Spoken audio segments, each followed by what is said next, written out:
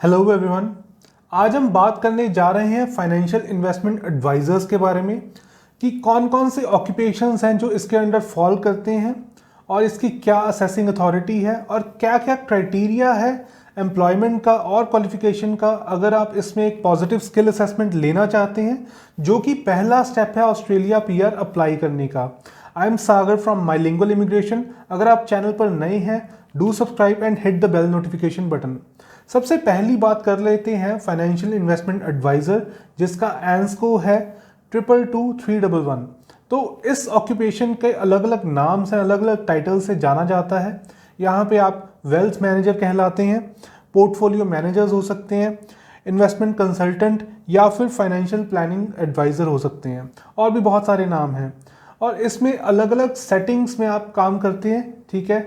जो इस ऑक्यूपेशन के अंडर फॉल करते हैं उनमें आप बैंक्स में काम कर रहे हो सकते हैं, जैसे कि डेप्यूटी मैनेजर्स हो गए या सीनियर मैनेजर्स हो गए, या फिर आप काम कर रहे हो सकते हैं इंडिपेंडेंटली, सेल्फ एम्प्लॉयड हो सकते हैं। बहुत सारे लोग हैं जो कि इंडिपेंडेंटली लोगों को सर्विसेज प्रोवाइड करते हैं जिसमें वो इन्वेस्टमेंट एडवाइस देते हैं।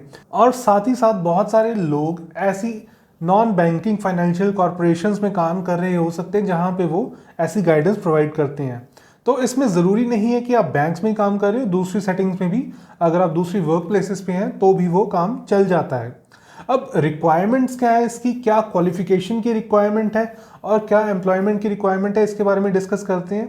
देखिए, जो क्वालिफिकेशन की मिनिमम रिक्वायरमेंट है, यहाँ पे आपके पास मिनिमम बैचलर लेवल की डिग्री होनी चाहिए। उससे ऊपर आप मास्टर हो सकते हैं या डॉक्टरेट हो सकती है आपके पास, बट मिनिमम बैचलर होनी चाहिए। एंड यहाँ पे जो डिग्रीज वैलिड हैं वो हैं जनरल बिजनेस या कॉमर्स डिग्रीज, जैसे बीकॉम या बीबीए हो गई, या फिर आपने फाइनेंस की स्पेशलाइजेशंस करी हुई हैं, एमबीए फाइनेंस करा हुआ है, या फिर आपने इकोनॉमिक्स पढ़ी हुई है या अकाउंटिंग, बीकॉम अकाउंटिंग करी हुई है या बैचलर ऑफ अकाउंटिंग करी हुई है। तो ये सारी डिग्रीज यहाँ पे वैलिड है और ये हाईली रेलिवेंट डिग्रीज हैं। इनके साथ आपको 1 साल का वर्क एक्सपीरियंस चाहिए होता है अगर आप एक पॉजिटिव स्किल असेसमेंट लेना चाहते हैं। पर इसका मतलब ये नहीं है कि आपके पास अगर रेलिवेंट क्वालिफिकेशन नहीं है ऐसी फील्ड में, अगर आप इररेलेवेंट क्वालिफिकेशन वाले हैं तो भी आप इसमें एक पॉजिटिव स्किल असेसमेंट ले सकते हैं।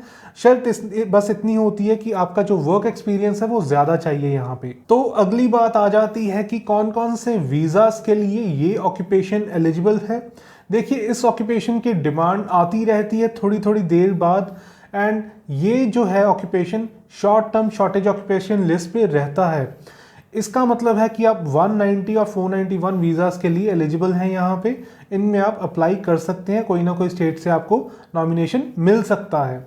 तो ये थी बात फाइनेंशियल इन्वेस्टमेंट एडवाइजर्स के बारे में। अगर आप इस ऑक्यूपेशन में एक पॉजिटिव स्किल्स असेसमेंट लेके अपना ऑस्ट्रेलिया पीआर का सपना साकार करना चाहते हैं, you can contact MyLingual Immigration on the given number. And अगर आपको वीडियो इन्फॉर्मेटिव लगी हो, do hit the like button and share it with दोस्त who are planning to migrate to Australia.